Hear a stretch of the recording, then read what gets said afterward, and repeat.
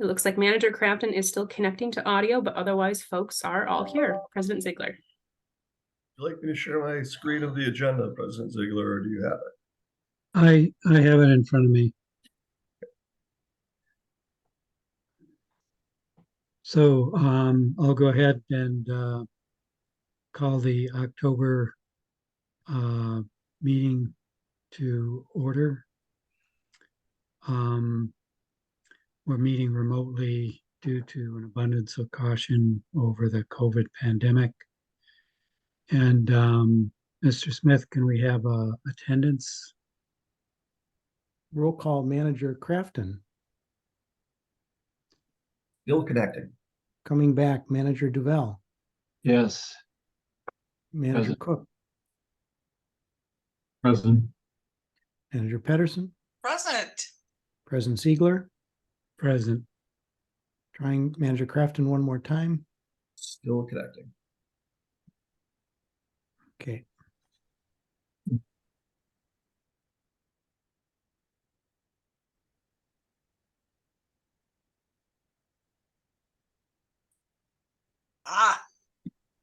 Sorry.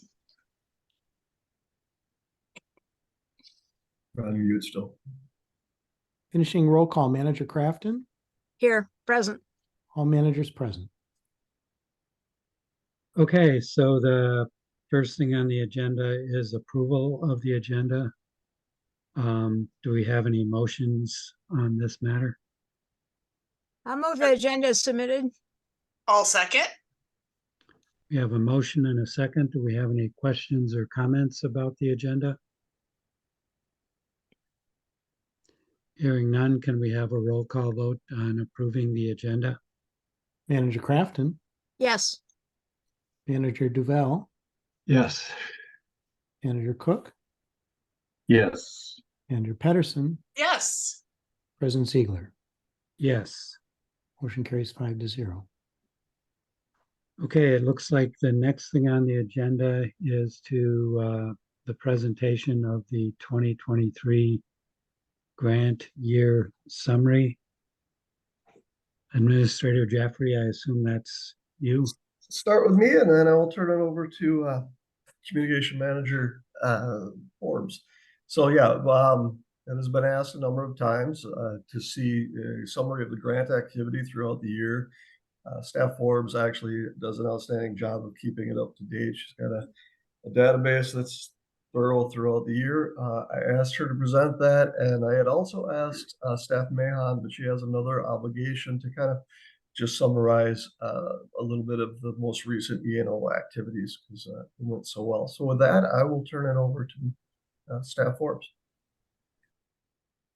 Hi, everyone. I'll go ahead and share my screen. I'm going to start off with just doing a highlights of the Creek Week, which is the E&O activity that we've had beginning of this month. And then I'll switch over to the cost share program.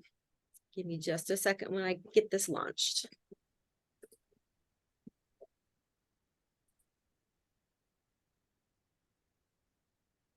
Okay. Someone give me a okay if you can see my screen. Anyone? Yep. Yes. Yes. Okay. Looks good, Liz. Okay, great. Thank you. So I'll start off with just a summary of Creek Week, which was the first week of this month. So we had a lot going on beginning October 1st, and actually this one is still going on. This is our Passport Adventure, runs all the way through October 31st. And essentially what this is encouraging people to get out and to see some neat areas within the district. These are all associated with a water feature, whether it's a wetland, a lake, a creek, and it's distributed throughout the watersheds within our district. So we've had people of all ages participating in this Passport Adventure. We've had little kids, we've had retirees, and in between. So so far we've had 13 people turn in their passport pages, and certainly there's still time to participate. We've gotten some more interest here lately as well, and so yeah, we'll see what the final number is once we get to the end of October. The sites were selected. I conferred with Staff Maxwell about what are some of the best places to access some of the things that aren't as obvious. For example, Bluff Creek. is one of those things that doesn't have really fantastic, easy access to. So we found a site that people could easily park and walk to, because one of our goals was to make sure these were accessible by people of varying abilities, whether someone had a walker or small children, but something that could get them out somewhere, and not necessarily have to travel far or on difficult terrain, but gets them to experience a new location. And often, we've heard that people go off and explore on their own as well. So they experience some new areas within the district. So that is still going on. So you still have time to get your prize. So please participate if you'd like to. Tuesday, October 3rd. So that was the Tuesday of that first week of October. We had a Build-A-Barrel workshop. That was a maxed out event. We had a couple people that ended up not showing up, but that wasn't a problem. We had a little bit of rain, which kind of put a damper on things. It was a cool rain, but that didn't last for very long. We promoted this in various places, everything from our website to our e-newsletter. The city of Eden Prairie put it on their Facebook page. And like I said, we did get full registration for this. And Staff Mahan, who was leading this Creek Week effort, she sent out a follow-up form to the participants, and of the 9 that submitted the forms, all 9 of them gave a 10 out of 10 rating, which we think is a fantastic result. And if you see in the middle of the slide towards the bottom there, this indicates where the people were from that registered for the workshop. So we had a pretty good distribution throughout the district. Next was the gravel bed tree giveaway. So we had 25 each of 5 different species that Eleanor purchased in the spring. I should say Staff Mahan purchased in the spring, grew out throughout the spring, summer, and then to early fall in these gravel beds, strengthening their roots and getting them ready to be planted this fall. So staff, we spent a couple hours digging all of these out, putting them into buckets, and later that day people began to pick them up. And we had 32 people adopt trees from this event. And see there in the middle at the bottom, that is the distribution of people that participated in this event. So again, pretty good distribution across the district. And certainly last, but not, or I should say almost last but not least, Cycle the Creek. This is an annual event that's been held since 2015.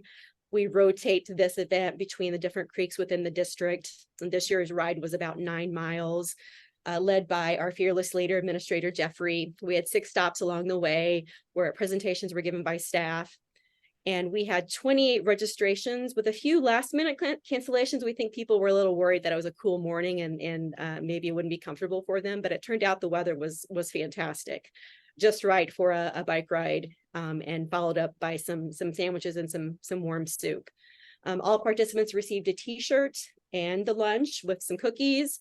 And had some good feedback from this as well. People seem to really enjoy this event. They like their shirts. This year we're featured a new logo that was designed by our newest staff member, Elena Portuguese.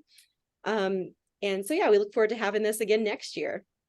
And you can see on the top middle there, I know 2 of the managers attended, but for the rest of you, that was the route that we did in blue there. So we started at Riley Lake Pavilion, did a loop around one side of Rice Marsh Lake, went around Susan, and then came back again. So it was I think about 1.5 hours was the length of the ride.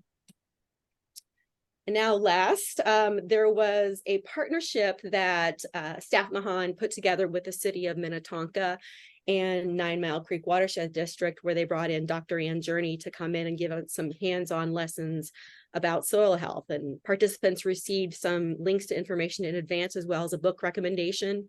We had 20 people that attended the workshop, which was the week before October 7th. So I think that was like September 30th or something.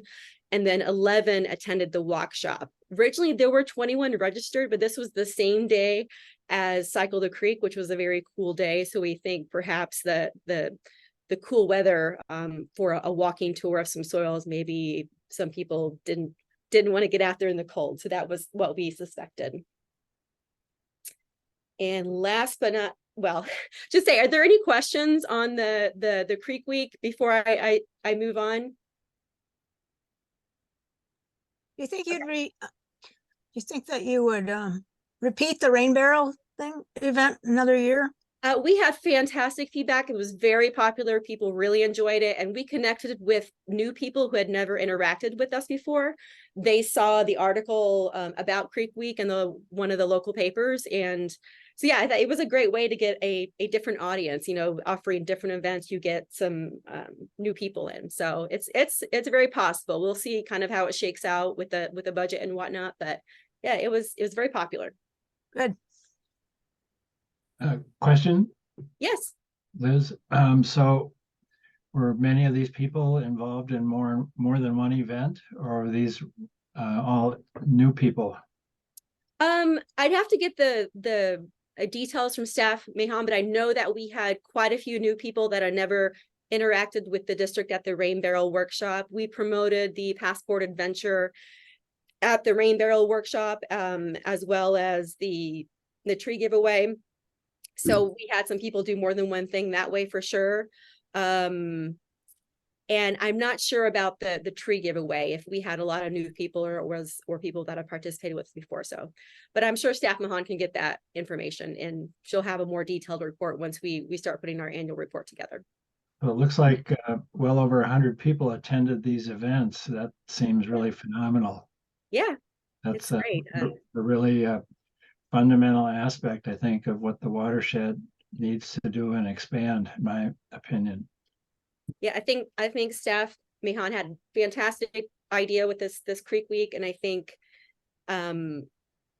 offering a variety of activities and making it with this fun graphic that was created by Staff Portuguese, and really promoting it with some of our partners. They got the word out for us as well. So yeah, it's great to get people out there to know who we are. And some people, I remember especially from the Rain Barrel Workshop, they're like, we didn't even know you existed or what you were or what this place was. So yeah, that's what we want to do, is we want to reach people who had never heard of us before.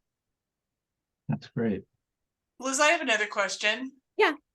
So was all of these events also shared with the lake associations? Because many of them have newsletters. Anyone who signed up with our newsletter would have gotten this. We didn't specifically send it out to the lake associations themselves. We did promote it, say like at the Mitchell Lake Association meeting. We promoted the Passport Adventure. At that point, we'd already filled up most of the other events like the Cycle the Creek and the Build a Rain Barrel Workshop. Actually, that Mitchell Lake was the same week as that, and they were already full up, but we did promote the Passport Adventure through them. You're saying you'd probably reach a lot more people who don't really know much about us if you get to whoever it is that's doing the newsletter for each of the lakes, the lake associations. Yeah, thanks for that suggestion. President Ziegler. Manager Cook. No, that's actually Mr. Jeffrey. Oh, I'm sorry. That's okay. Yeah, one of the issues that we run into are we actually need to cap these events at a certain number as well. Yeah. So it was good to see them all filled up. The year before when we did the Cycle the Creek, I want to say we had over 30 people, Liz, at that. And it was just a little too much, too unwieldy. They got too spread out at intersections and such. So, but yes, any way we can reach out to a larger audience would be great. Well, So I did have it.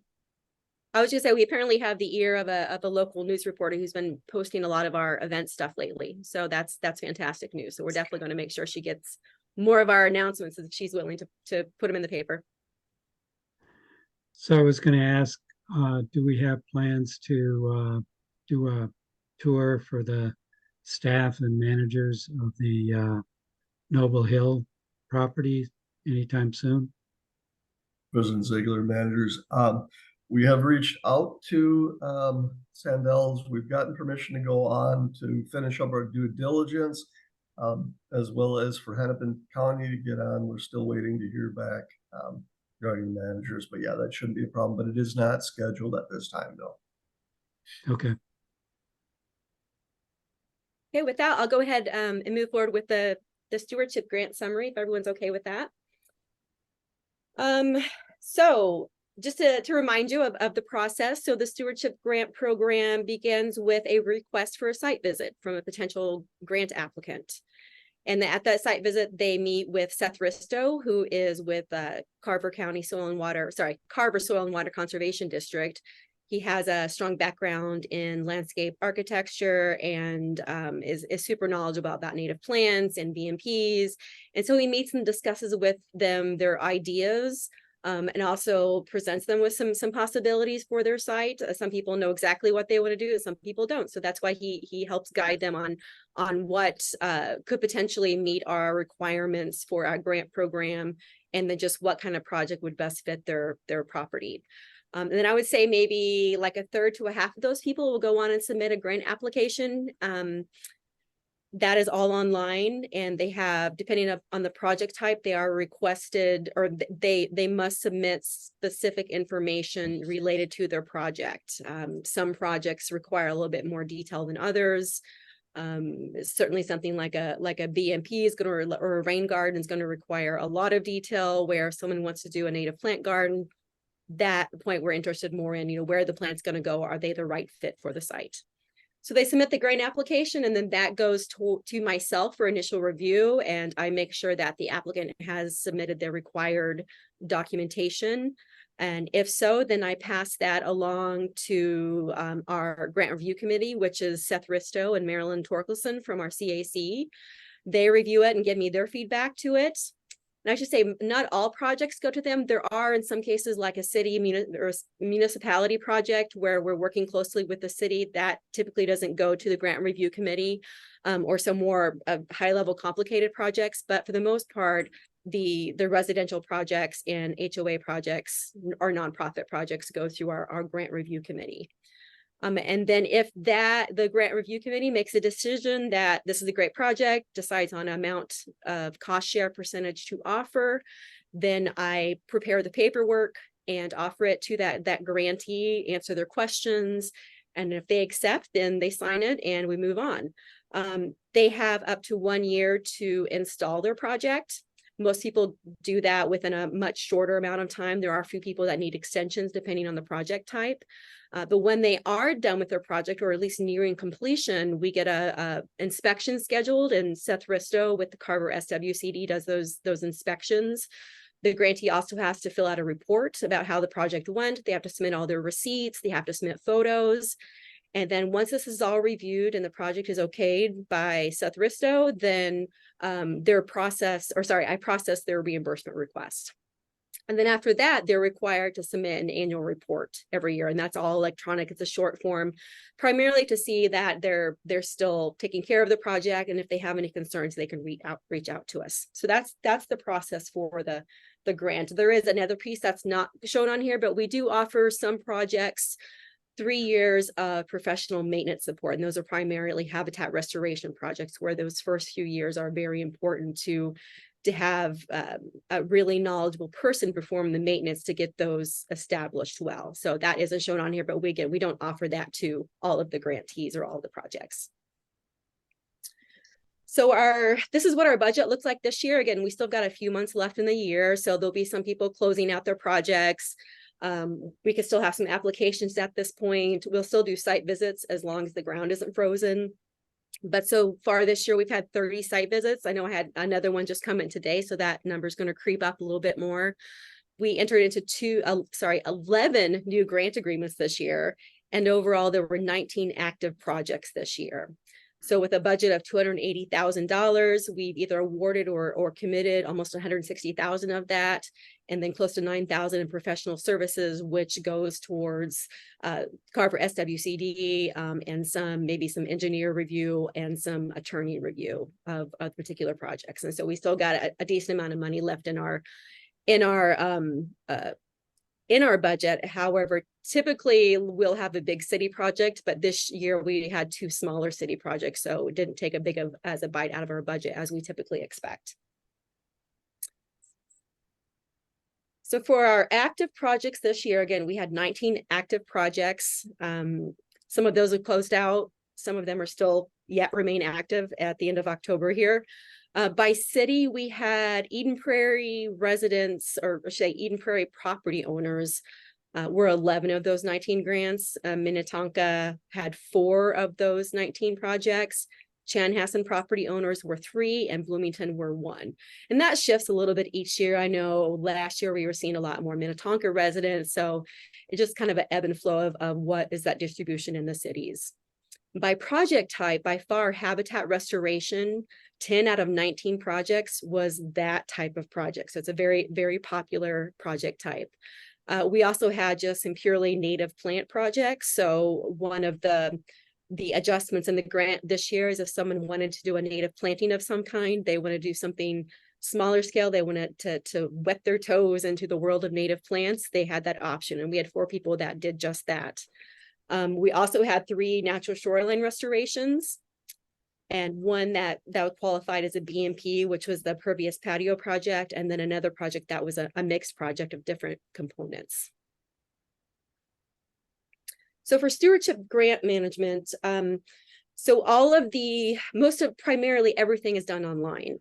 I get some site visit requests or by phone call or email, but typically I ask people, even if they call me, to go online and fill out the report so I can get all the baseline information, including their contact information, their address, so we can check the site out before Seth goes out there.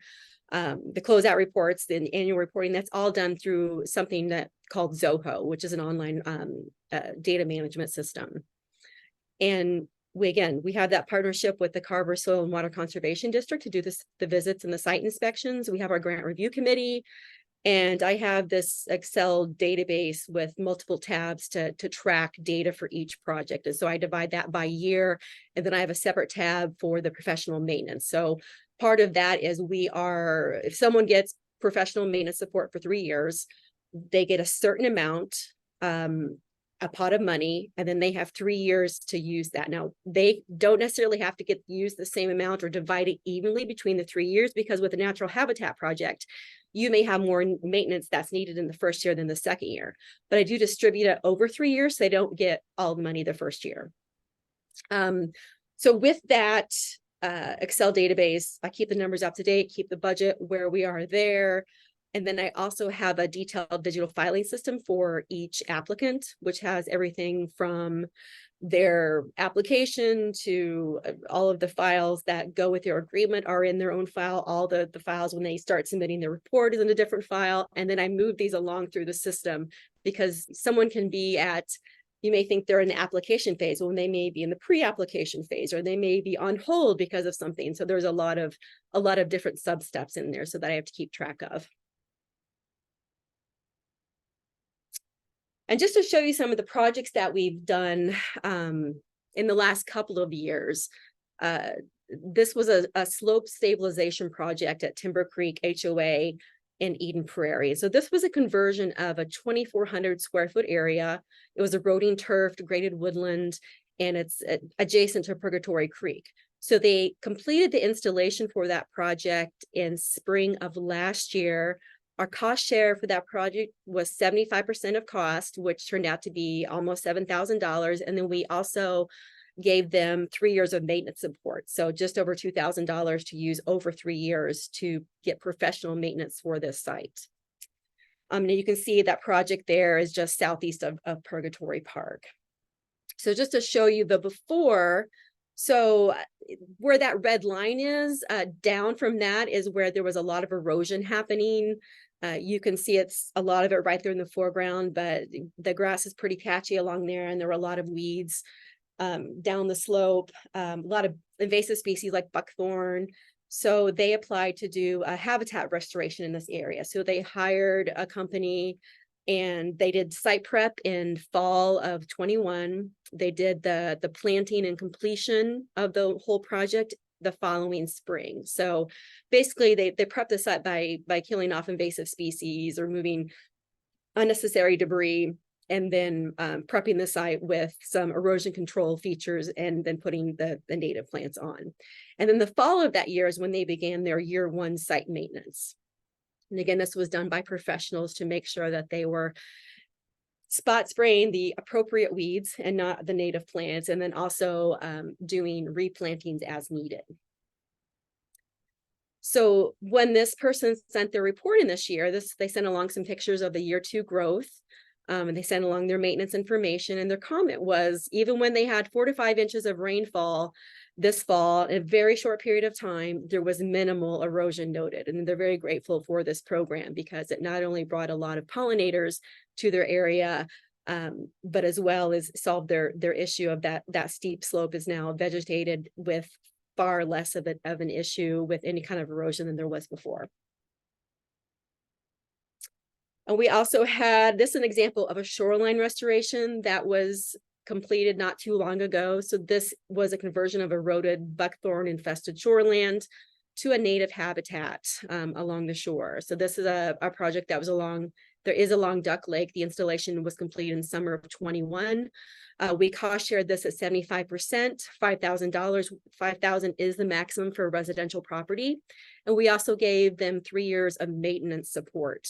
So before, the homeowner had done buckthorn removal themselves, and then they hired the contractor, or the grant was actually for the restoration piece of that. And you'll see in this next slide, the company they hired, I believe it was Natural Shores, put in a biolog, and they planted plants in above and below that and put some fencing in as well to protect it. So they put in a ton of plants, and then this was this year. This is year 2 of restoration. You see a lot of the plants have filled in. That biolog stays in place and allows plants to get a good hold, protect them. So yeah, that's been a really great shoreline project on Duck Lake. Another example here, you've heard about this one before. So this is the habitat restoration, or one of the many habitat restorations that the Preserve Association in along Anderson Lakes Parkway and Eden Prairie has been. This is the one they installed this year. They've installed multiple projects, but this was a conversion of a 2,800 square foot area of eroding turf grass to native habitat. And this is in a highly visible area. It's adjacent to a regional trail. There's a lot of foot traffic, also a lot of car traffic. There's like I said, a regional trail there. There also well as local sidewalks.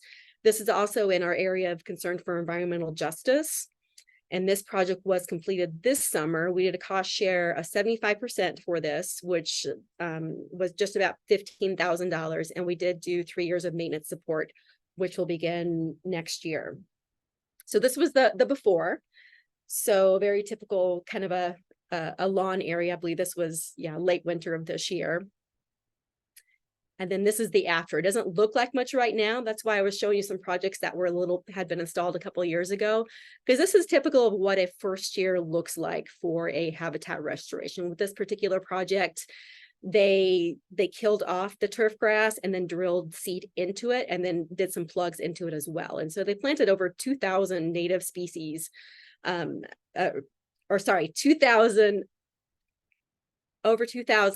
plants, individual, I should say, of 21 species and at least 5 blooming species per season. So it's as it matures, it's going to provide a wonderful diverse habitat for pollinators and other wildlife.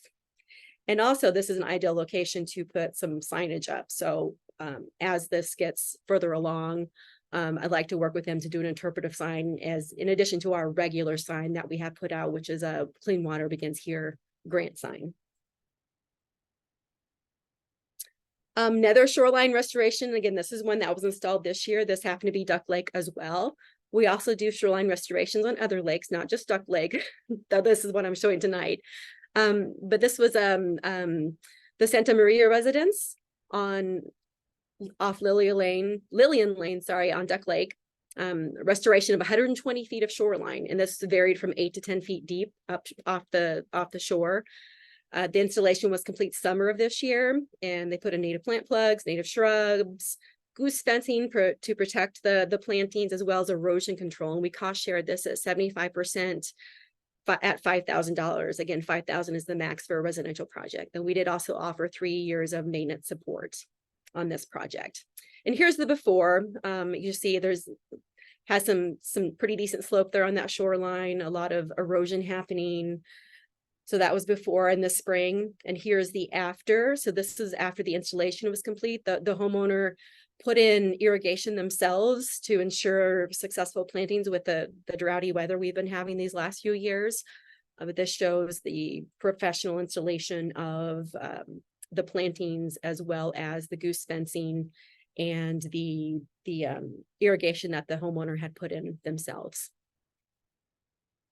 And here we have this was a simple project. Again, I mentioned before the option that we have now for someone, if they just, again, want to dabble in native plants, they can apply for a grant for this. We do ask that they have a certain number of blooming species per season. In this particular case, this person was converting lawn to a native planting, and the owner installed the project themselves. I believe this property owner is actually a school teacher. And so he took a very strong interest in this project, and I believe he was sharing it with his students. But in this case, they use it in kind labor credit. So a lot of people choose to hire someone to install the projects, but an owner can choose to install the project themselves. And so if they incorporate that estimated number of hours in kind labor when they apply, then that can help cover their cost share with their sweat labor. The installation for this was completed summer of last year. We did a 75% cost share at just under $3,000. So this was the before picture. And then here is the after. And so some of the interesting comments from this grantee from the report this year, he said he'd estimate that of his half-acre lot, he's down to only about 10% of it that needs mowing now. And he has plans to do more conversion of it in 2024. And he also says there's a huge increase in number and variety of insects, birds, and other wildlife, increased visual appeal compared to traditional grass turf. And final note, he gave away his riding lawnmower in fall of last year and currently only mows like every 3 weeks with a push mower. So I would say that's a win because he's already applied for a second project of phase 2. And I like to say that he's caught the native plant bug because that's kind of the goal, is to kind of hook people into this world. And he was approved for a 75% cost share for a simple native plant grant. And so we're going to cost share him almost $800 to add even more plants and expand what he started last year. And so with that, I'll ask if there are any questions.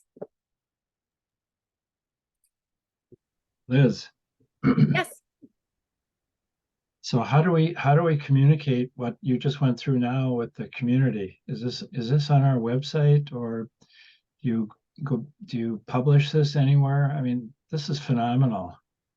I have not, but that is something that I would like to do more with the cost share program. I know I've seen some SWCDs actually do like a project for each, I should say, like almost like a flyer for each project to get the word out there, but they also it's a county-based program. So yeah, I would like to show people more examples of what people have done. I would just say like one of our biggest draws to the program is when neighbors see other neighbors do this, and that's where it typically expands. I have to say that is our biggest way of having the spread is people see it, they see a sign and they ask questions and they give me a call.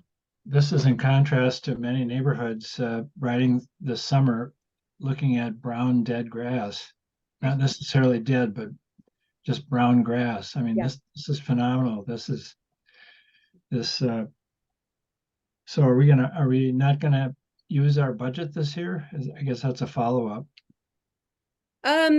The program is still open at this time, so we certainly could. Like I said, in the past, typically we've had a very large city project that would take more of our money. So that's why this year we have more money sitting in the pot. Does this roll over then to next year? Terry's shaking his head, yes. So again, this is at a real fundamental level, I think, of what the watershed needs to be doing. This is great. Thank you. So Liz, yes, sort of wondering. Excuse me, point of order. Can we follow our point of order, asking for the floor if we're just continuing just to talk?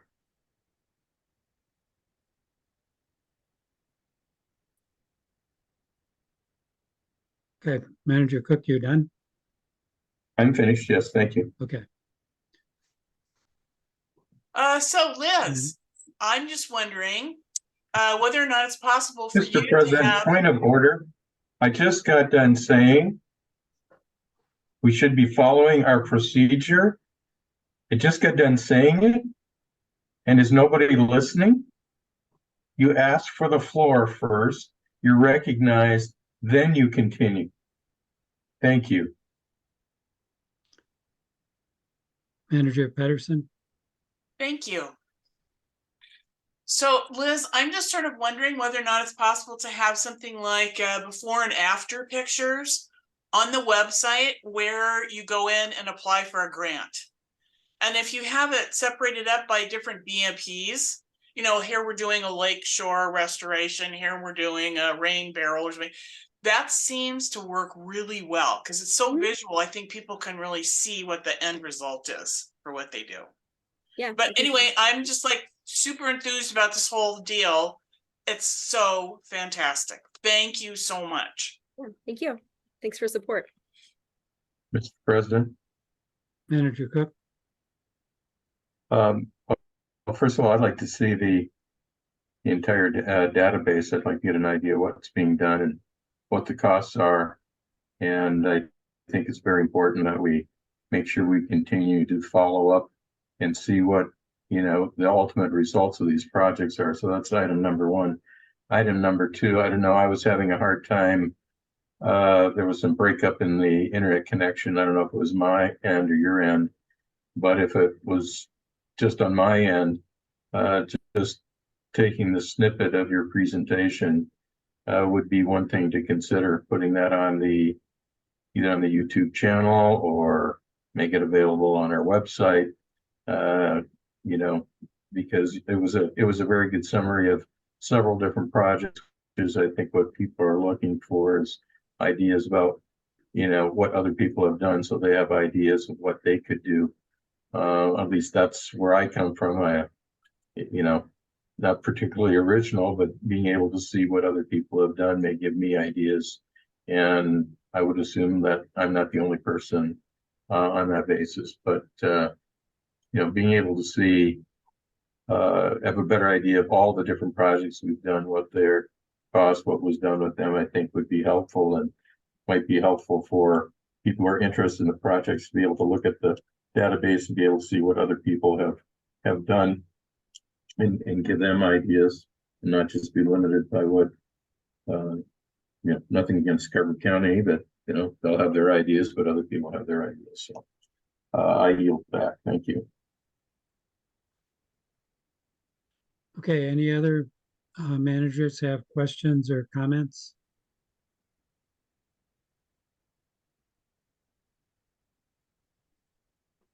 Hearing none, is that complete our presentation on the grant summary this year?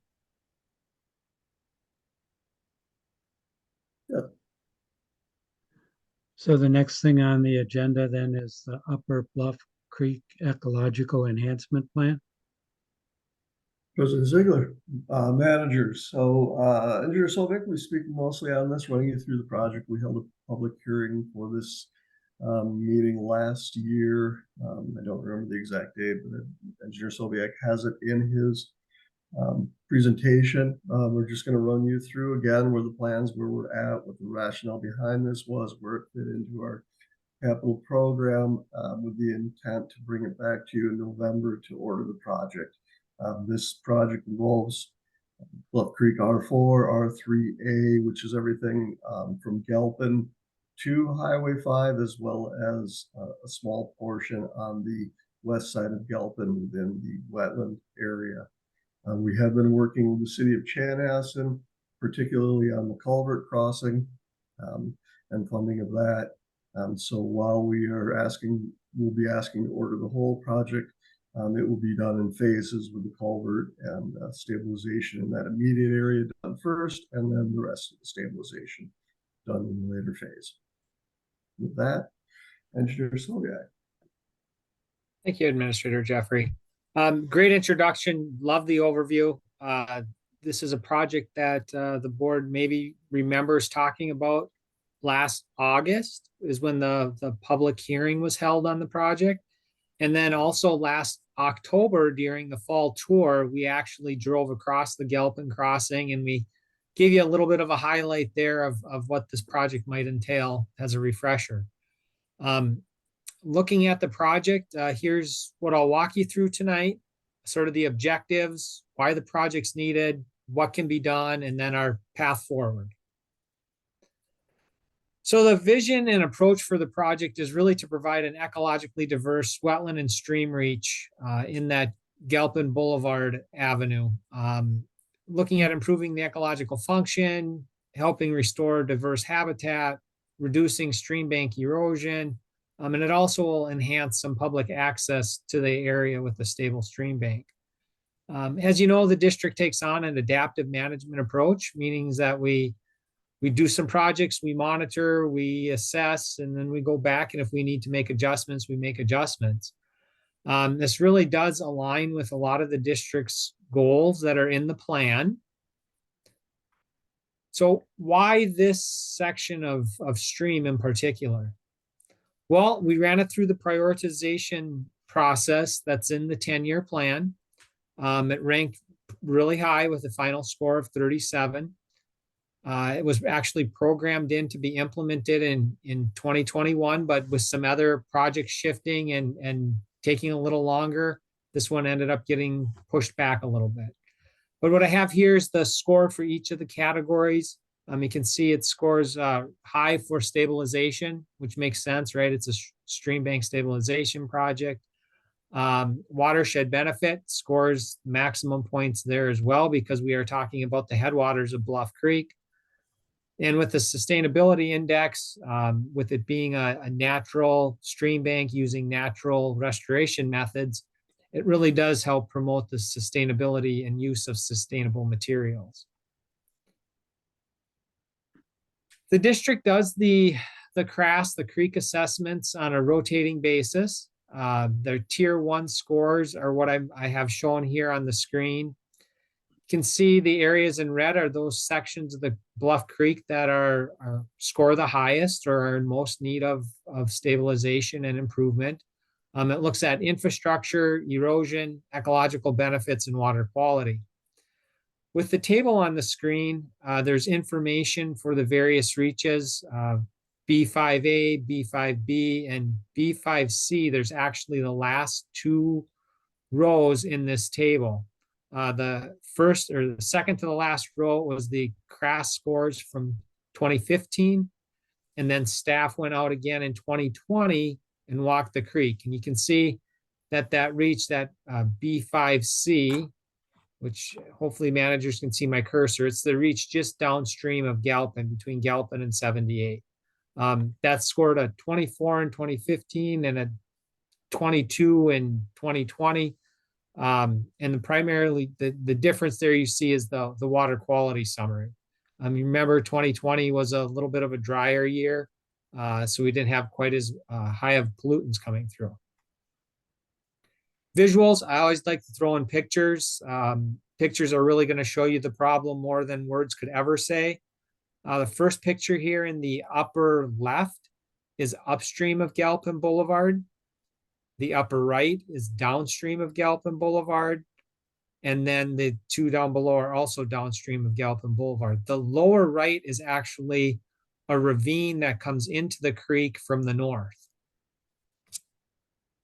I can see in the background here, I don't know if you're able to see it on your screen, but there's some townhomes in the background and turf grass, and then it quickly falls off into this eroded ravine. We're here because Bluff Creek is listed on the MPCA's impaired waters list. So we were dealing with trying to restore an impaired water. In terms of what it's impaired for, it's primarily impaired for turbidity, which ties directly back to suspended solids and so forth. The tables I'm showing here are actually for Bluff Creek, 2 different areas. The top table is just upstream of Galpin. The bottom table represents water quality information that would be downstream of Galpin or taken at roughly 78th Street. A couple of things to point out. The far right-hand corner in this table would be the MPCA's water quality standards. And then the second to the last column is the average of all the data that were collected in 2019 or 2021. You can see that in most cases, they do exceed in 2019 the MPCA standards. 2021, again, if you remember, drier year again. So we end up with exceeding for phosphorus, meeting for chlorophyll, and meeting for the average meeting for total suspended solids, or TSS. To help maybe visualize that a little bit different, rather than just looking at average numbers, if we look at the discrete events that were sampled on these graphs, a few things that I'll point out. The MPCA's water quality standard is going to be the horizontal dashed red line on each plot. The pollutant of concern will be coming up from the bottom axis. Up means the higher the concentration. So this first graphic is phosphorus and total dissolved phosphorus. So anytime that these bars get above the standard, it means it's an exceedance of the water quality parameters. So this is phosphorus. The blue bars coming down from the top actually represent rainfall, the rainfall depths on a given day. So you can see we had in 2019, there was quite a bit of rain and several large storms. This first graph is phosphorus. The one to the right of it is going to be suspended solids. Sort of contrast that with 2021. You look at the blue bars, there's a lot less precipitation that happened, which, as I remember, for suspended solids, not as many exceedances, still quite a few exceedances for phosphorus following those rainfall events. How did we get here? We've talked about this quite a bit in the past. One of the favorite graphics we like to use, it's essentially urbanization. We've gone from natural forested areas, the big woods, to through that agricultural cycle. Now we're into that suburban area. So we're basically seeing some ecosystem degradation as that transition occurs. So what can we do? The next few slides I've split up into really three separate categories here. One dealing with replacing or enhancing the crossing under Galpin Boulevard to allow for better wildlife passage, better floodplain connectivity, and so forth. We look at a wetland restoration on the area upstream of Galpin, and then stream restoration between Galpin and 78th. So working with the city of Chanhassen, they're planning on reconstructing Galpin Boulevard here in late 2023, 2024, and maybe even into 2025. And that will be a permit that will actually be coming up, should be at the November meeting for the board to consider as well. As part of that project, there's an opportunity to team with them to replace the culvert underneath Galpin Boulevard. And it's existing 42-inch concrete pipe. There's high velocities coming through this pipe, meaning that as it works its way downstream, see a lot of erosion. The pipe is elevated above the channel invert a fair amount, which means water comes out, it spills, lots of erosion. And then just downstream of the crossing, you can see from this photo, a lot of stream bank erosion, has the high velocity waters coming out and pounding right into the bank. So what can we do about that? This is a graphic from the U.S. Fish and Wildlife Service. It's one of those graphics where it sort of shows you that sequencing or compendium of different levels that you can go to when you talk about trying to enhance or replace an existing stream crossing. From sort of the very simple approach is, well, let's just ensure we've got enough capacity in this pipe so that we can get the flow through, sort of a hydraulics look only. To the other far extreme, which is, let's span the entire creek valley and fully restore not just the stream bed, but the riparian areas and some of the upland areas as well. For this project in particular, given the site constraints, we're looking at going from that existing pipe to more of a middle of the road solution, where we're looking at increasing passage for aquatic species, fish passage, other aquatic organisms, helping sediment and debris move through this area rather than getting hung up, and so forth. So we're really trying to allow that bank full flow to come through this reach in particular. So what does that mean when it comes right down to what's the project or what would the project entail? If you remember, there's an existing 42-inch concrete pipe underneath Galpin Boulevard. The proposed work that's going to be done, could be done here with Galpin Boulevard, is to replace that pipe with a 6-foot wide by 4-foot high box culvert at a very flat slope to help keep those velocities down so that those aquatic organisms can pass their way upstream.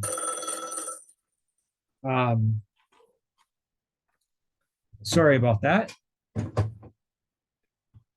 So one of the unique things about this crossing relative to the district's regulatory program is we really need to focus on maintaining flood elevations.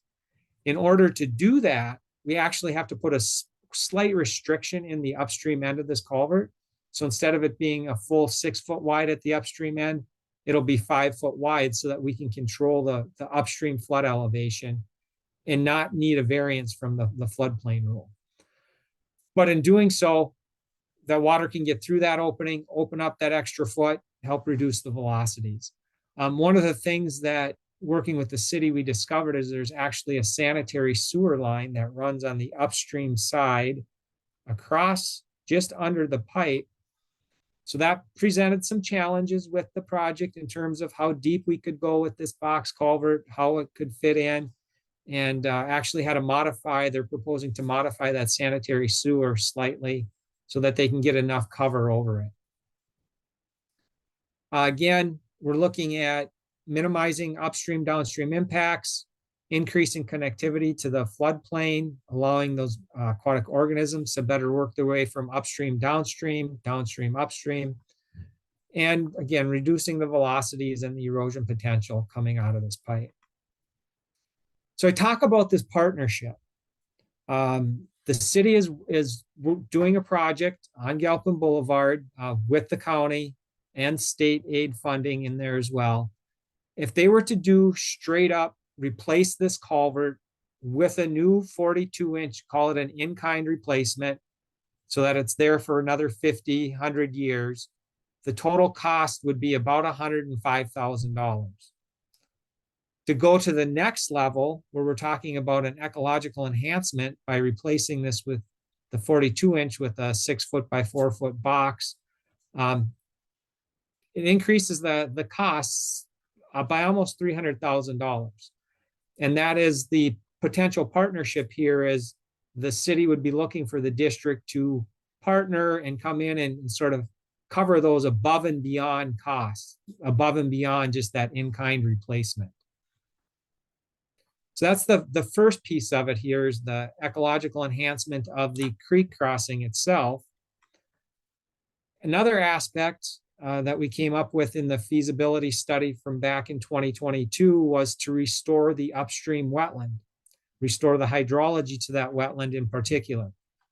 The area that's shown on the left graphic is roughly 8 acres of wetland that could be restored by simply coming in and installing some type of a grade control, water level control structure on a portion of Bluff Creek that's been channelized. That will help impound that water and help restore the hydrology to that drained wetland. Stream bank restoration. This is roughly a 1,000-foot, maybe 1,200 feet of stream. We're looking at doing various measures along here, rock riffles at various locations along the stream shown in brown, doing some toe stabilizations along these banks, also looking at doing some cross veins to help sort of create that riffle pool effect coming through here along these grades. And then if you remember, when I started the presentation, I showed you one of the ravines that were eroding. It's primarily this ravine in this area, one of 3 that would we look at going in and stabilizing as well. Again, looking at trying to create more floodplain connectivity, allowing that water to get out, enter the floodplain, slow the velocities, helps keep pollutants on the landscape. It also helps promote a little bit of infiltration. So what are some of the ecological benefits as we work our way through this project? With the stream itself, there's about 0.3 of an acre of in-stream habitat that would be improved, almost 8 acres of wetland habitat improved and wetland hydrology restored, 1,000 feet of channel stabilization, 68,000 pounds per year suspended solids reduction, 69 pounds total phosphorus reduction. And this really is a critical ecological health improvement for the headwaters of Bluff Creek. So if we look at the creek restoration and the stream restoration, this is sort of our overall summary benefits table, where we talk about how many acres would be restored, estimated costs, annualized costs, and then how that translates into a cost per pound of phosphorus or total suspended solids. One of the things I wanted to highlight on this slide is to help the managers remember that we are really early in the design process here. We're at concept feasibility level. So we're in that, 5 to 10% range of a design, meaning that the Society of Civil Engineers would say you can expect quite a range around any type of cost estimate that you come up with because of uncertainties that you just don't know at this point in the design. So that's why you see a lot of numbers in this cost column, right? We've got our point estimates where, for example, the hydrology restoration for the about $240,000. Given some uncertainty around that and where we are in the design, we think it's somewhere between that 220 and 340 range at this point. Similar for the creek restoration. So if we boil it, crunch it all down, again, a little over 8 acres of ecological enhancement area for about $606,000. If we look at implementation, timelines, we've talked about costs. If we talk about timelines, Administrator Jeffrey mentioned the possibility of doing a partnership with the city of Chanhassen to replace the crossing at Galpin. We'd be looking at entering into some type of an agreement here in late 2023, such that the city could then go ahead with their contractor that they've awarded the project to construct in 2024. From the wetland stream restoration perspective, one of the things, this bullet could have actually been up above, is in November, we'll be bringing the project back to the board to consider ordering the project. And what that means is, yes, the managers, if you choose to do so, see value in this project, see the benefits of the project, and then go ahead and order the project, meaning we can go ahead and start the design and really start the negotiation back and forth and developing all the property rights agreements, the cooperative agreements with the city and so forth. If that moves forward in November, December timeframe, we'd be looking at design, property agreements, and permitting through 2024 into early 2025 with construction of the wetland restoration and stream restorations in mid 25, early 26 timeframe.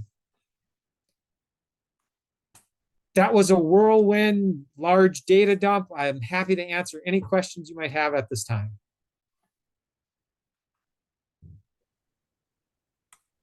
Do any of the managers have any questions or comments at this time? President Ziegler? Manager Kraft? Yeah, so that wall kind of thing that you showed being put into hold, yeah. Is that kind of like a beaver dam function? Yes, that is a great way of thinking of it, is because it is essentially just a little wall there to impound water back behind it. The same function in the same way a beaver dam would. And in fact, this type of a structure that's shown has multiple stages. similar to the way a beaver dam would function, right? It might leak a little at a lower elevation and then water gets higher and it would come over the top. It's really what we're trying to mimic here is allowing different amounts of flow to come out of this wetland at different elevations. Okay. And I had one other question is kind of for Terry too.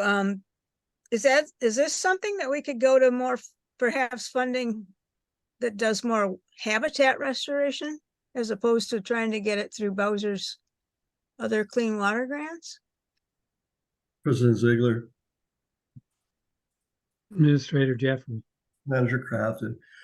So one of the beauties of this is we could do an additional restoration within there in terms of plant restoration after this project as we move forward. One of the things that I haven't run past Engineer Solviak yet is if this could be a weir with removable blocks so that we could draw it down for future plant management and restoration in there. And yes, there are numerous grants out there right now from Bowser for this type of work. So I think we could definitely leverage funding from the state. Thank you. Mr. President, Manager Cook. if I may, a couple of things. First of all, it struck me, if I read it right, that the charts basically have that you were shown in comparison had different X and Y. I don't know. I don't know what the word is, but one was more granular than the other, I think is the right word. It would be helpful for me if they were both used the same rates of granularity, so it'd be a little easier to compare. So that was just number one, because I think it may distort it a little bit. I'm not sure, but I haven't had a chance to study it. But just to have them on a basis that it'd be easy to compare, I'd appreciate that in the future. But a follow-up question though was, would given that the narrower stream, I think the more power, I believe the more erosion,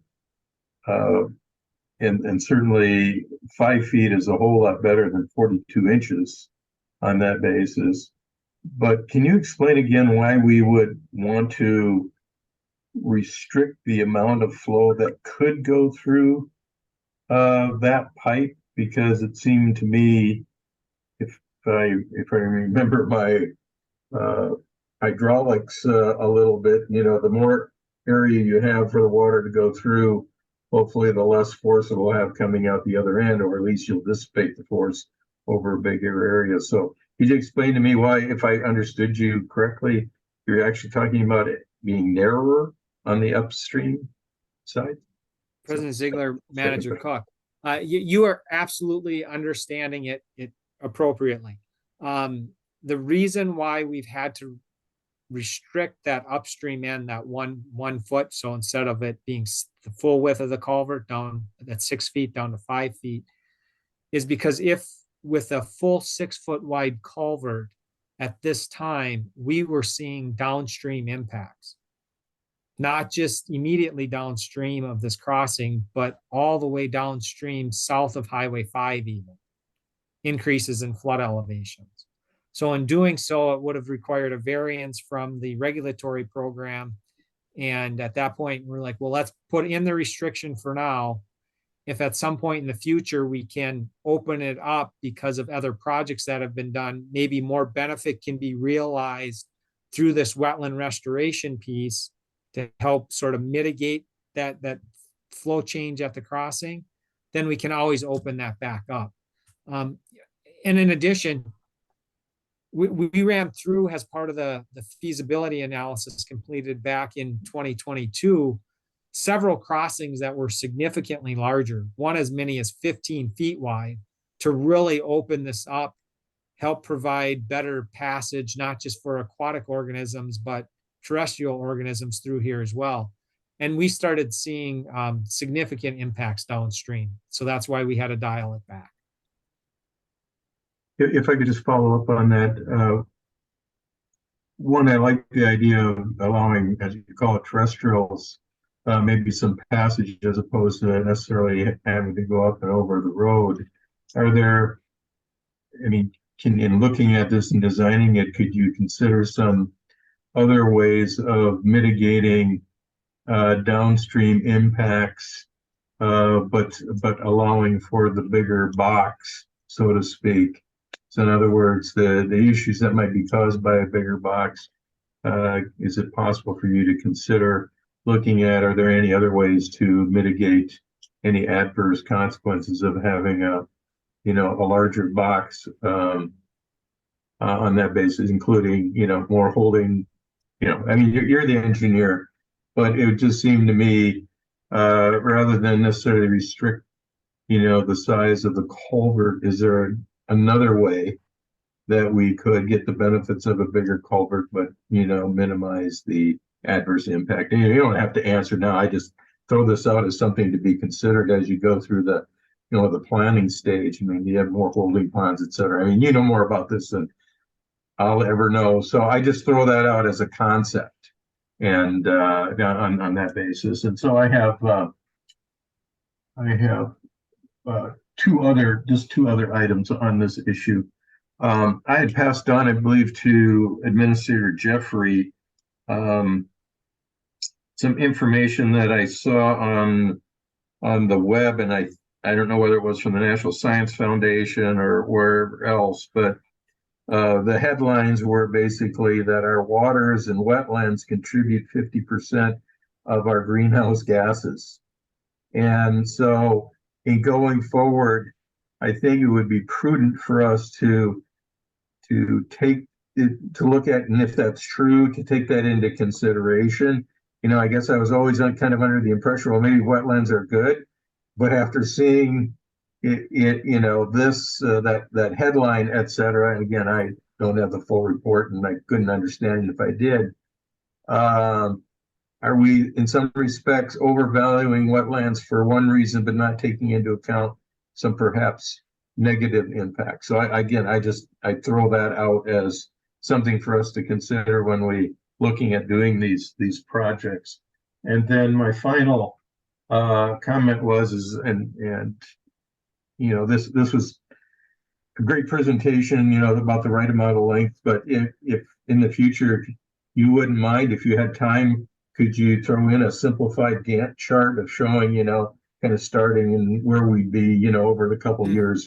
I mean, you went through that verbally, but I have limited ability to process oral information. I'm kind of a reader, so that would be helpful to me in the future. But thank you. This is very informative, and I bike along and across the Bluff Creek, and I bike through the wetland there to the northwest, and I see the variation, in the water elevations, of course, between spring, et cetera, on that basis. So I have some personal knowledge of it. I think hopefully it's an asset and it's not a big contributor to greenhouse gases, so maybe that'll change my mind. So I'd be very interested what you come up with. And I think that doing this with the city for the future, because like you say, if it lasts 50 years, there won't be another, it sounds to me a really realistic opportunity to do something for another 50 years. So, I guess I would say this is one of those, take advantage of it, because there will not be another opportunity to do the same thing, unlike maybe some other projects. So I yield back. Thank you very much for the information. Do any other managers have questions or comments? President Ziegler, I'd like to ask Scott whether or not the data that was used in the feasibility analysis about the amounts of water that we'll be getting. I know that you've been using Beyond Atlas 2014, but I read last week in the New York Times that the sort of feeling in the scientific community is that climate change is happening faster than anybody ever thought it was going to sort of accumulate as it's going downhill, and whether or not this project really is going to last 50 years. And what data did you use to come up with this plan?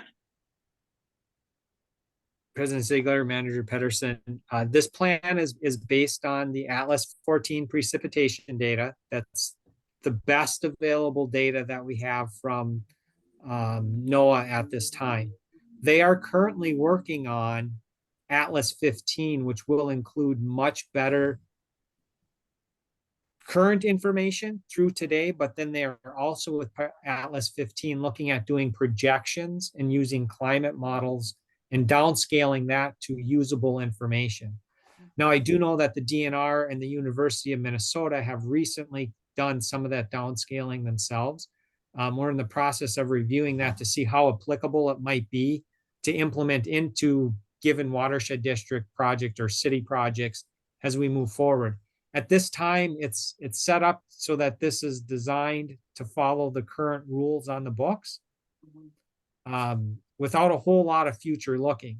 Now, that's where some of the benefit comes in with this additional 1 foot that we can open up the culvert if we need to. Like Administrator Jeffrey talked about, if we design the weir appropriately, maybe we can add more stop logs, take them out, make it longer. We want to try to build in that flexibility so that we can adapt as we move forward. Sounds great. Well, I'm sorry. I have one other question, and that is, in discussing the Noble Hills purchase, was this property one of the ones that is going to be delayed a bit? President Ziegler. Yes, Administrator Jeff. Manager Pedersen. This was delayed a bit, but not necessarily as a result of that, as much as it was to align with the Galpin project itself. Thank you. Okay, do any other managers have questions or comments? Mr. President, Manager Cook? I just, one further comment in light of Manager Pedersen said, I think one of the issues facing everybody right now in the scientific community is that nobody knows exactly what's going to happen in the climate. You know, we're in uncharted territory, I think, because I think we've gone beyond the past 10,000 years and trying to figure out, you know, what's going to happen. I know earlier models showed that literally Minneapolis would be maybe the equivalent of Kansas City, et cetera, and could be drier. But then again, you know, flip the switch, who knows, depending on, you know, ocean currents, et cetera, you know, is that going to be true, or are we going to have those instances where we got like 1, 2, 3 really, really wet years, and then we've got, you know, 3 or 4 dry years, et cetera. So I think it's really hard to predict. And I guess the word would be, maybe we just need to plan for the worst and hope for the best. And I think that's what Manager Pedersen was getting at, is maybe in our plans, we need to plan for maybe some worse single storm events, or a worse summer, or whatever you want to call it, precipitation periods some years and lack of others. And that's where I think the idea of perhaps weirs, you know, to be able to help maybe stabilize more or less some of the water levels in some areas would make sense. I also think that that would be a good idea to your concept to take into account in considering the entire project. I mean, does it make sense to be able to consider building in at some cost some ability to hold back water from significant rain events? I mean, rain events more significant than what we may think because of, you know, Atlas, you know, 14 on that base. So that ends my comments. Thank you. I yield back. Thank you. Do any other managers have questions or comments at this point? So, Mr. President, Manager Duval. So this relates, I guess, generally to the conversation that we've been talking about here with that weir, and I think Manager Crafton mentioned it to begin with. As far as this 8-acre restoration, currently is the water level down at a very low level, or does it fill up to that level now? And I guess the question is, if we put in a weir, does that change the whole dynamic of this this holding pond? President Ziegler, Manager Duval. Currently, and it's hard to tell. I wish I would have a different aerial photo, but there's this darkish teal line that looks nice and straight. You can see that on here. Yep. This wetland complex has been ditched. In fact, if you look at any other aerial photo, you'd see a clear ditch through here. So those small storm events, say like the 1-year event or the more frequent, the half-inch events, they really don't even get out into this wetland. Any water that gets in here is just going to be ditched right through and out. By installing that weir, what we're able to do is force that water to get out and access this floodplain area, the larger footprint of the wetland, more frequently, and then therefore restore the hydrology. Under the larger storm events, the 10-year, the 100-year events, where those are, 4.5 to 7.5 inches in 24 hours, those are currently actually inundating much of this area. So that's another one of those constraints we need to be careful of, is we don't want to increase the 100-year because we have a lot of private properties that abut up to this wetland. And in fact, some of property ownership actually extends way out into the wetland themselves. So it's another constraint that we'll need to work through with all of those private property owners, is flood mitigation and maintaining it that 100-year elevation. So how is this managed? Say it goes in the way it's planned. How is this managed, what you're just talking about right now? That's something that we would need to work with the city of Chanhassen on. Right now, the district's perspective with projects is work with your partners, the cities. The cities typically have been able to take on the maintenance responsibility since they have public works staff to do that. But again, that can be a large portion of some of these projects, is that ongoing maintenance over time. It is a big commitment from them. Thank you. Mr. President, Manager Cook.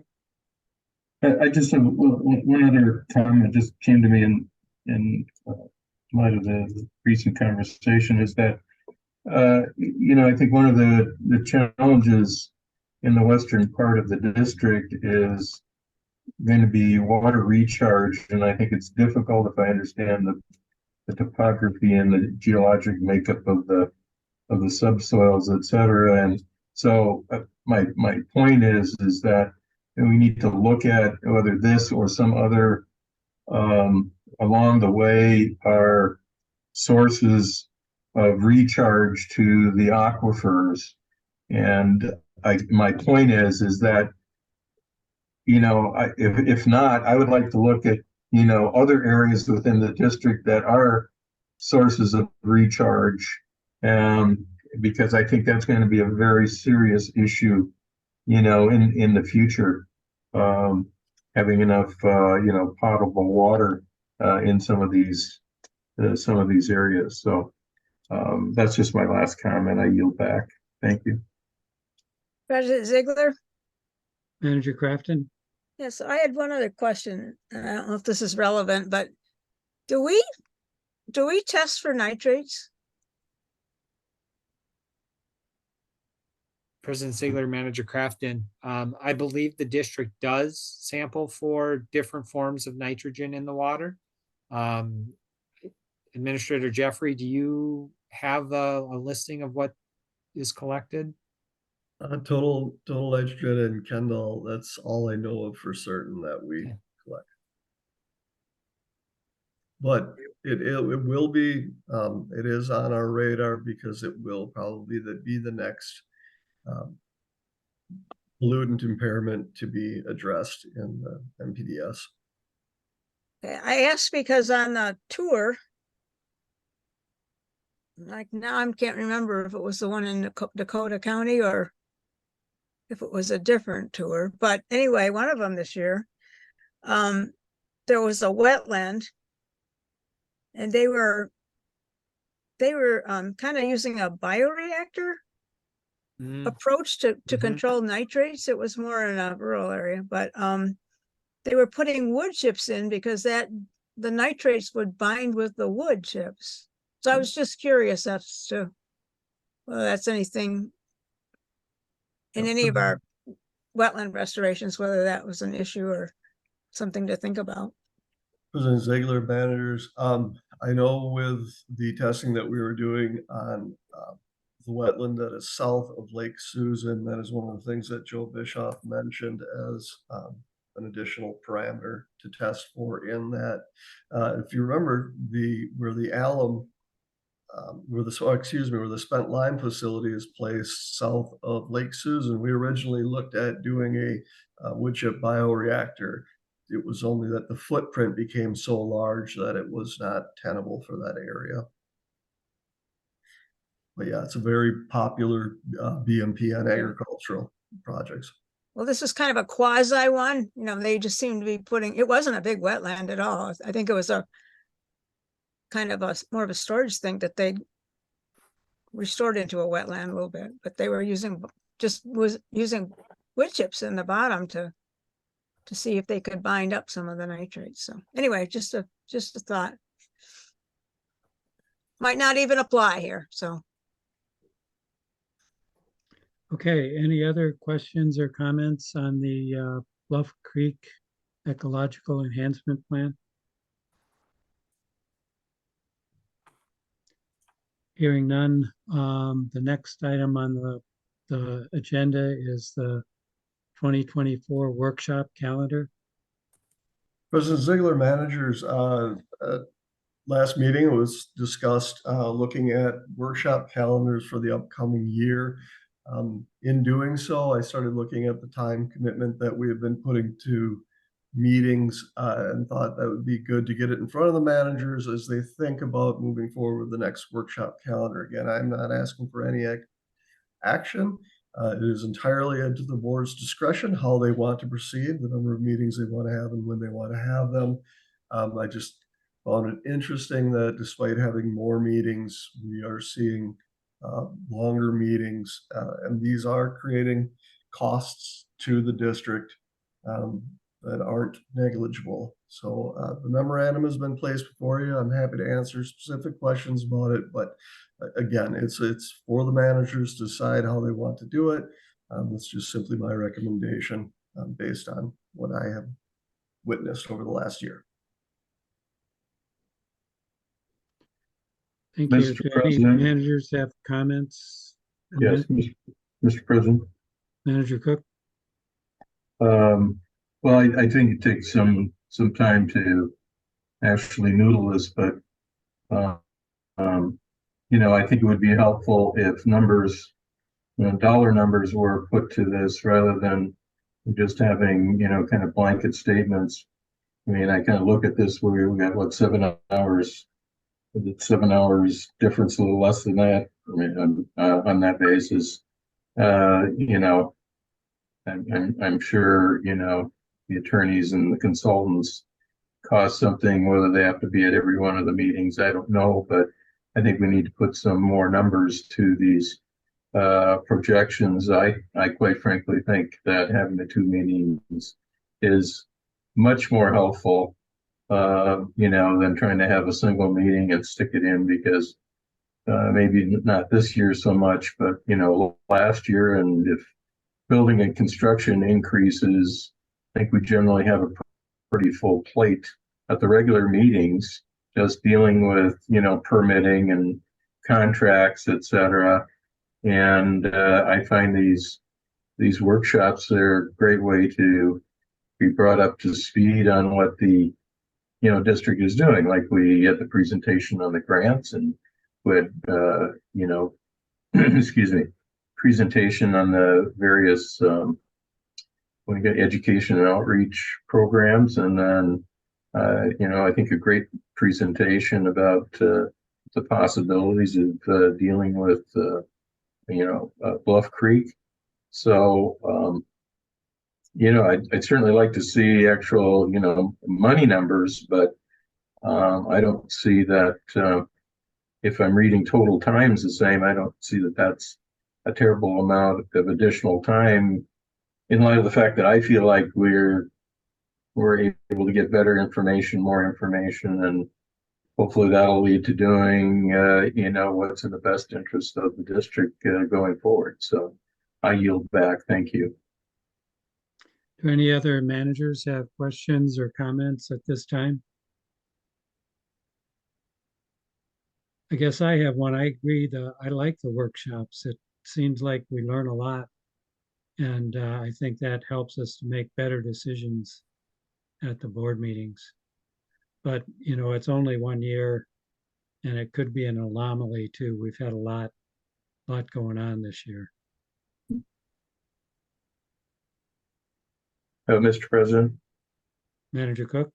Yeah, in light of your comment, yeah, I think it would be good at least to have another year just to see, what it works out. It's hard to make any, good analysis out of just 1 year. As you point out, it could be an anomaly, who knows? But I think it's good that Administrator Jeffrey brings it to our attention and that we pay attention to, these issues. But I'd like to see us continue,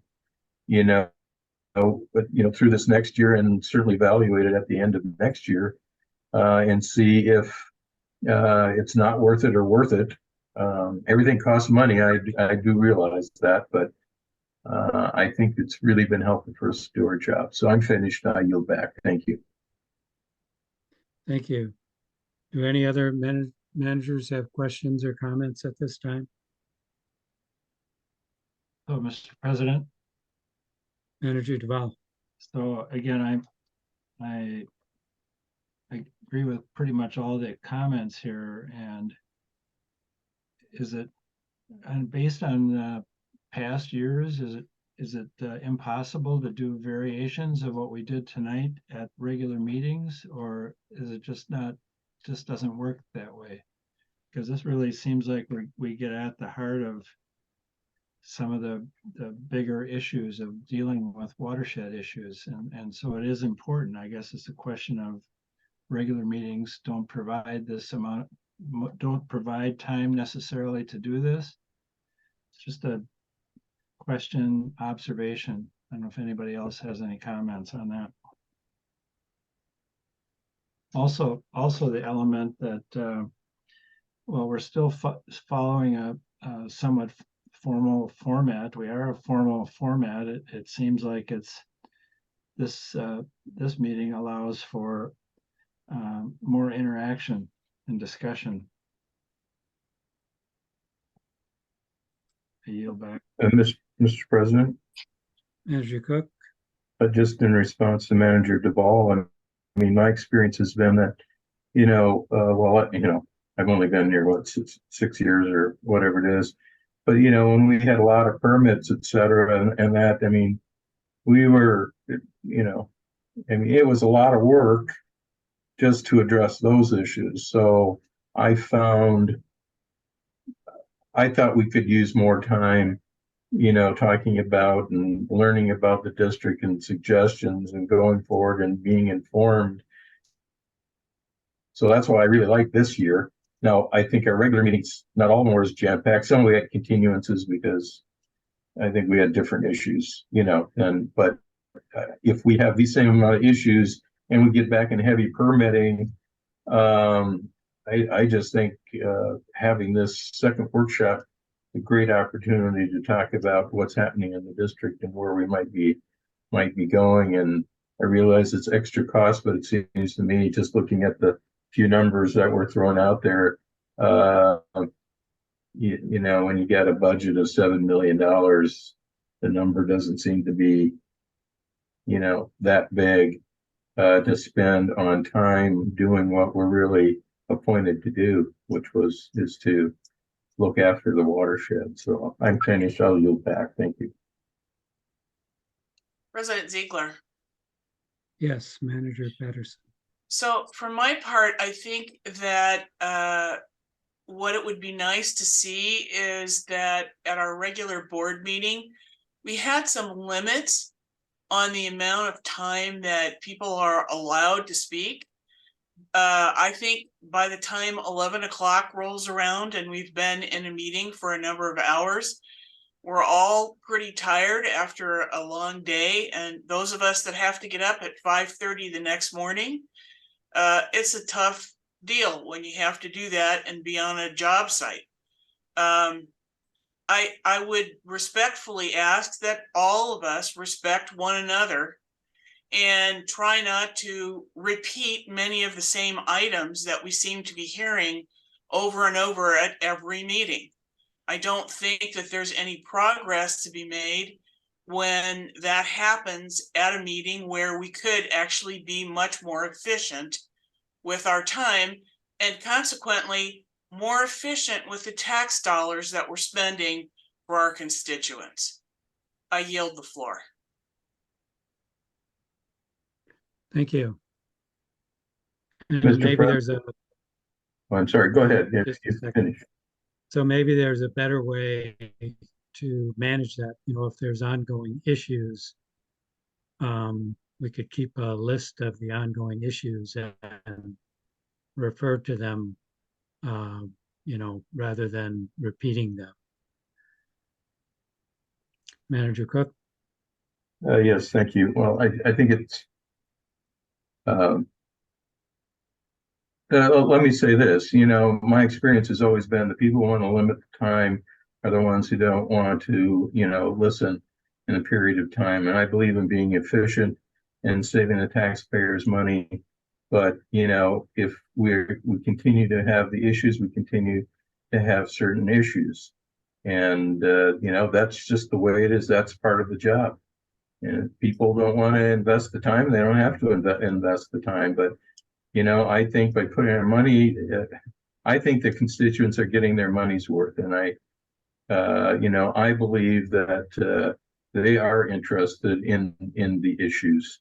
And I, for one, will tell you, I'm going to keep bringing up some of these issues because when whatever you want to call it, hits the fan or the wall or whatever it is, I'm telling you right now, I'm going to be the one that says I raised that issue. Okay, and I'm not going to be intentionally the wallflower and let an issue continue that I believe really needs to be addressed. And I'm sorry, but I have to keep mentioning these at every meeting. I don't take that long. And if you don't want to listen to the manager's discussion, you don't have to. But we're failing to address important issues. And I at least think it's important to go on record to make sure that people know that, in my opinion, we're not addressing very important issues. So that's enough. I yield back. Thank you, President. Okay, are there any other questions or comments related to the workshop calendar? Oh, Mr. President? Manager Cook?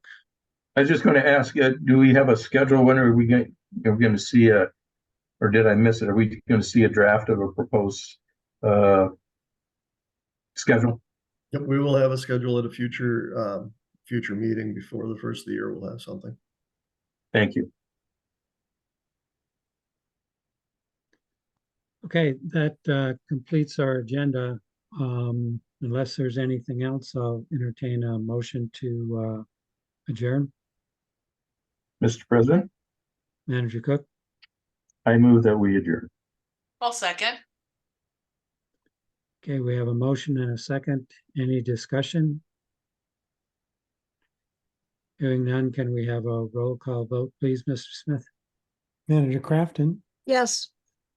Manager DeVell, Yes. Manager Cook, Yes. Manager Pedersen, Yes. President Ziegler. Yes. Motion carries 5-0. Goodbye. Yeah, thank you, everyone. Have a good night. I know. Night. Night, everyone. Okay. Thanks. Take care.